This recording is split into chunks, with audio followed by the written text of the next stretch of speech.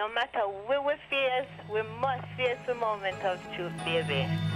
All right, dead serious question for you three, because I greatly respect all of you. At what point do you shake the dust off your sandals, like it says in Luke 10, and move on from these guys? That is a really good question. That's a really good question.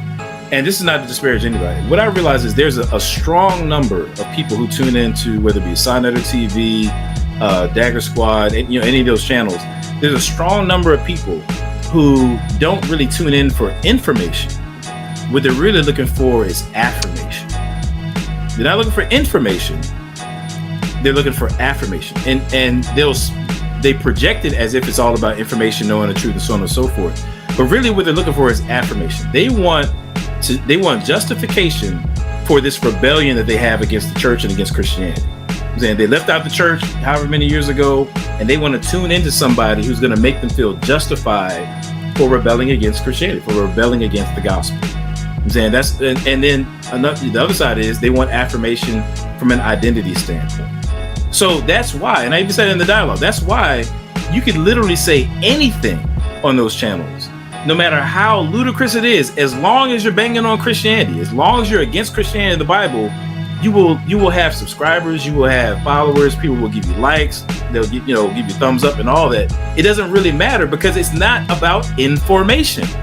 So the truth of the matter, your truth claims don't really matter as long as you're giving them affirmation for their rebellion against God. That's honestly, many people fit in that category. I can't say everybody because obviously I don't know everybody that tunes in. Now, with that being said, think about that, right? Let's put yourself in the shoes of somebody who used to be in church, grew up hearing about Christianity, Christ, the Bible, so on and so forth.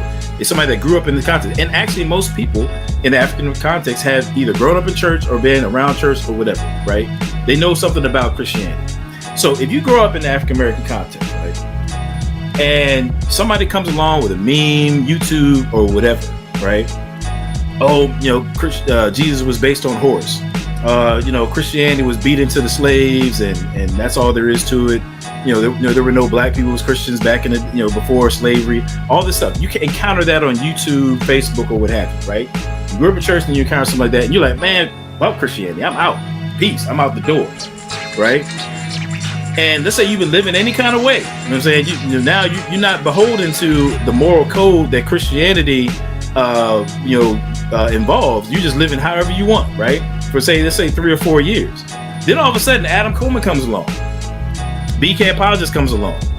Matt Jackson comes along. The Bodega Ladies, Damon Richardson, Eric Mason, Jerome Gay. You know what I'm saying?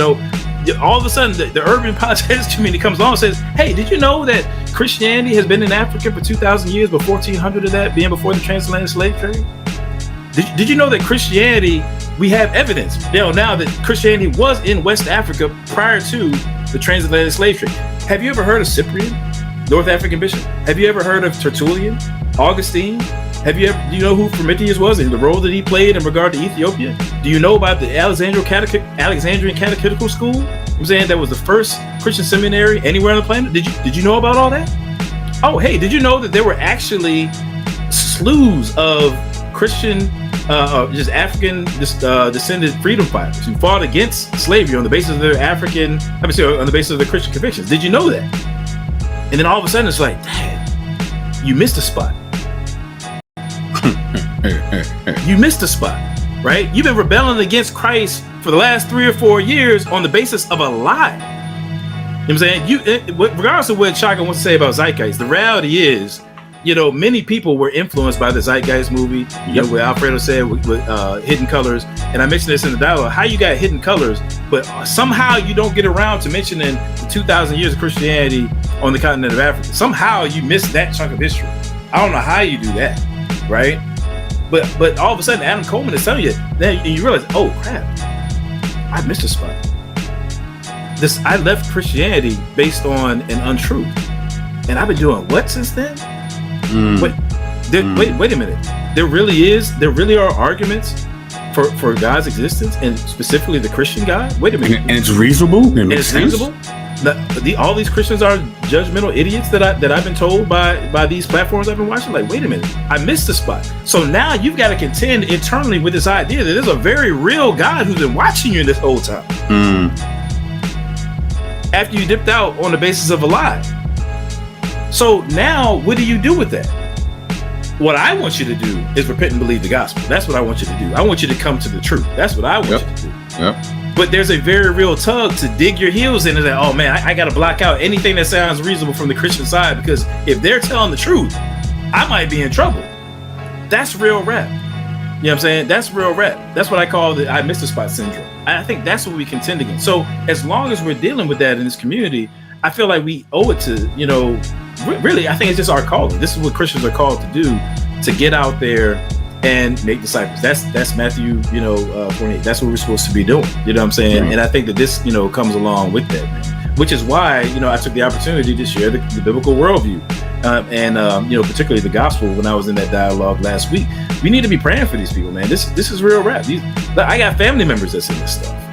You know what I'm saying? And I'm sure they hate to hear me talk about it, because they don't want to believe that Adam Coleman is right about this kind of stuff. They don't want to believe that there's evidence, but there is. And so I think for many people, this is these recent interactions we've been having with them is the first time they've met real reasonable Christians. You know what I'm saying? I think that's true.